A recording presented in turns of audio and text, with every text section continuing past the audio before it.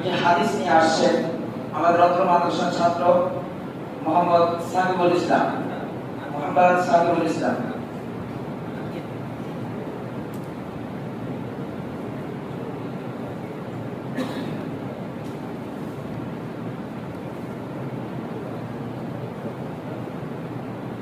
السلام عليكم ورحمة الله وبركاته. وعليكم السلام.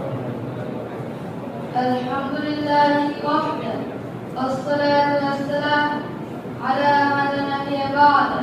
أما بعد আমি আপনাদের সামনে একটি হাদিস পাঠ করে শোনাবো ইনশাআল্লাহ।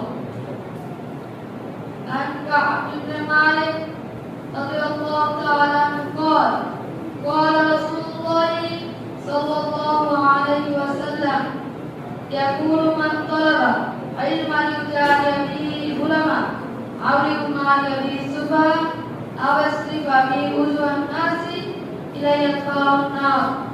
كعب بن مالك রাদিয়াল্লাহু তাআলা তার পিতা হতে বর্ণনা করেন, তিনি বলেন আমি রাসূল সাল্লাল্লাহু আলাইহি ওয়াসাল্লামকে বলতে শুনেছি, যে ব্যক্তি আলেমদের সাথে মোকাবেলা করা অথবা বোকাদের সাথে ঝগড়া করা অথবা তার দিকে মানুষের দৃষ্টি আকর্ষণের জন্য আইন শিখে আল্লাহ তাকে জাহান্নামে প্রবেশ করাবেন।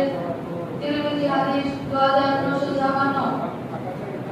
সম্মানিত উপস্থিতি, রাসূল সাল্লাল্লাহু আলাইহি ওয়াসাল্লামের হাদিস দ্বারা আমরা বুঝতে পারি যে ব্যক্তি আলেমদের সাথে মোকাবিলা করার জন্য এবং বোকাদের সাথে ঝগড়া করার জন্য এবং তার দিকে মানুষের দৃষ্টি আকর্ষণের জন্য আইন শিখে আর কোন জ্ঞান অর্জন করে আল্লাহ তাকে জাহান্নামে প্রবেশ করাবেন। এই হাদিস দ্বারা আমরা বুঝতে পারি যে আল্লাহ রাব্বুল আলামিন আমাদের সকলকে তৌফিক দান করেন এই সকল কাজ থেকে